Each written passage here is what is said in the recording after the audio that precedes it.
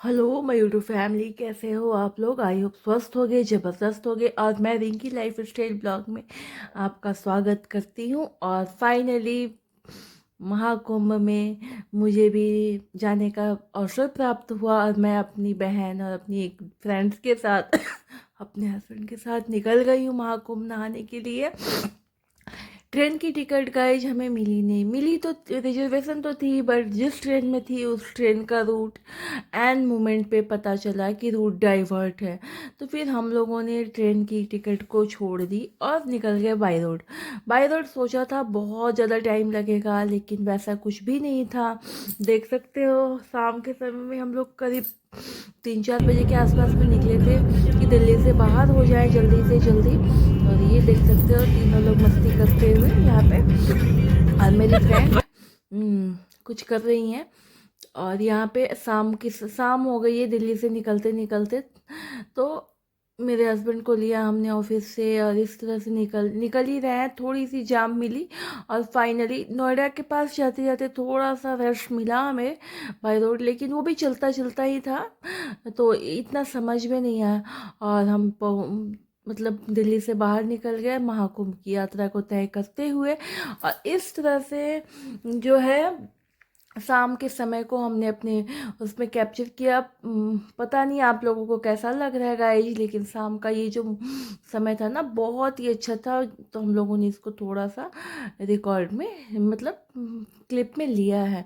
और इस तरह से देख सकते हो करीब शाम के 7, 7:30 हो रहे होंगे और हम नोएडा से बाहर हो गए हैं। अब ये है गुड मॉर्निंग, जो कि हम प्रयागराज में सुबह सुबह वो हाईवे का मैं आप लोगों के साथ क्या ही शेयर करूँ ना, अंधेरा अंधेरा सा था तो फिर मैंने उस वक्त तो रख ही दिया था। और ये हम घुस गए हैं राजनगरी। सुबह के 6 बज रहे थे और 6 बजे में थोड़ी सी जाम हमें मिली थी, लेकिन कोई नहीं, वो जाम भी हम सर्विस लेन से कंप्लीट कर लिए। और अब हम आ गए हैं यहाँ।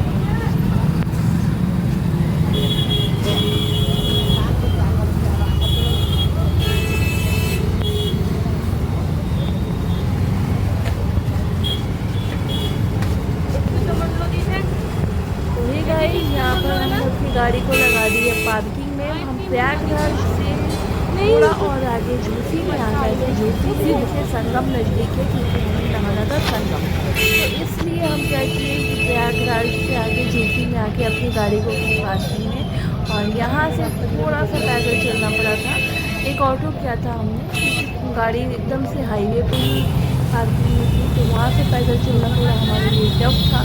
तो देख सकते हो कि हम यहाँ से एक ऑटो से आए और ऑटो वाले का सबका एक अलग अलग वो बना हुआ है कि आपको यहाँ से यहाँ तक ही जाना है। यहाँ से हर जगह बैरिकेडिंग की हुई है। तो हम लोग फिर यहाँ पे आ गए और ये यहाँ पे देख सकते हो जगह जगह पे पुलिस और वो प्रशासन कैसे लगी हुई है। तो यहाँ से हम कंटिन्यू पैदल चलते रहे, लेकिन धूप काफ़ी थी। मतलब ये संगम का मैंने वो भी लिया था कि रास्ता इधर से ही है। और हम चलते रहे। फिर हम लास्ट में थोड़ा सा थके थे तो हमने ई रिक्शा किया था। और यहाँ का दृश्य इतना सुंदर था, लास्ट मोमेंट था, टेंट वेंट सब कुछ थोड़ा सा हटने लग गया था, लेकिन फिर भी मुझे जाके इतना अच्छा लगा। मन मतलब प्रसन्न हो गया। इतना मैं अपने शब्दों में बयान नहीं कर सकती हूँ कि मुझे यहाँ जाकर के कितना अच्छा लगा। और इस तरह से यहाँ पे वो ज़्यादा तो बाइक वाले ही थे जो कि सफ़र को इजीप करवा रहे थे, वो भी कहीं ना कहीं पुण्य ही कमा रहे थे।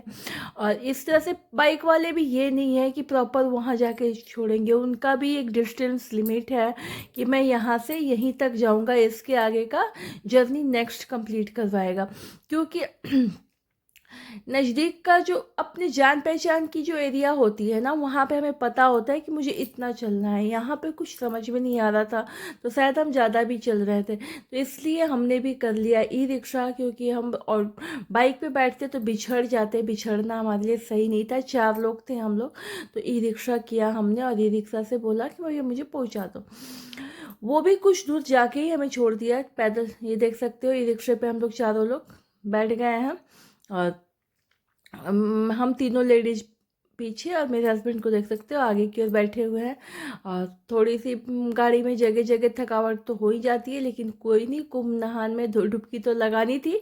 तो इस तरह से हम निकल गए हैं और ये ई रिक्शा भी हमें कुछ दूर की दूरी पे ही छोड़ देंगे और वहाँ से जाएंगे हम पैदल। ये देख सकते हो, बहुत अच्छा लगा था। मतलब अभी भी भीड़ भीड़ तो ना के बराबर थी, बहुत अच्छा लग रहा था। ये ऑटो वाले भैया हमें बता रहे थे कि यहाँ से ऐसे जाइएगा, यहाँ से ऐसे जाइएगा तो संगम आपको मिलना है। तो इस तरह से उनके बताए हुए रूट पे, क्योंकि वहाँ का लोकल ही अच्छे से बता सकता है या तो हे गाइस। तो इस तरह से हमने अपनी जर्नी को कंप्लीट किया। देखो कंटिन्यू चलते रहे और व्यवस्था तो काफ़ी थी, जबकि हम एंड टाइम पे गए हैं और 4-5 दिन ही कुंभ बचा हुआ है। मतलब शाही स्नान जो महाशिवरात्रि वाले दिन है उस हिसाब से 6 दिन हम की है। और तो ये मतलब ये 1-1.5 महीने इतने लोग आए और फिर भी इतना अभी अच्छा मतलब व्यवस्था था। हर जगह की लोगों को कोई प्रॉब्लम ना हो, कीचड़ ना हो, मतलब लोगों को समझते हुए जो व्यवस्था वहाँ पे की गई थी कि क्या क्या दिक्कतें आ सकती हैं। तो ये मुझे बहुत अच्छा लगा, क्योंकि मैं तो एंड मोमेंट पे गई थी, एंड मोमेंट तक इतनी व्यवस्था है, ये बहुत बड़ी बात है। तो इस तरह से हम लोग यहाँ पे देख सकते हो, पता नहीं अश्व द्वार की कौन सा द्वार है, ये इस द्वार पे हम आए हैं। और और यहाँ से भी हम चलते रहे संगम की ओर, क्योंकि चलना तो पैदल तो चलना पड़ता है। मैं ये मान गई, अब चलना ज़रूरी भी है, क्योंकि गाड़ी को हम प्रॉपर घाट के किनारे तक तो ले ही नहीं जा सकते। घाट के किनारे इतने सारे लोग हैं कि वो ऑलरेडी ऐसे ही भरा पड़ा है, तो रास्ते में गाड़ी चलने लग जाए तो पैदल चलना मुश्किल हो जाएगा। तो ये तो सही है कि कुछ दूर पे ही गाड़ी को हटा दो। और यहाँ पे हम लोग वेट कर रहे थे अपने हस्बैंड का, वो थोड़ा फ्रेश हो रहे थे। तो मेरे हस्बैंड बोल रहे हैं कि क्या क्या पूजा का सामान लेना है ले लो, क्योंकि घाट तो अब नज़दीक आ गई है। अब हम घुस जाएंगे थोड़ी ही देर में। और ये टेंट वेंट लगा है, शायद उस वक्त ठंड, स्टार्टिंग में ठंड ज़्यादा थी तो उसके लिए कि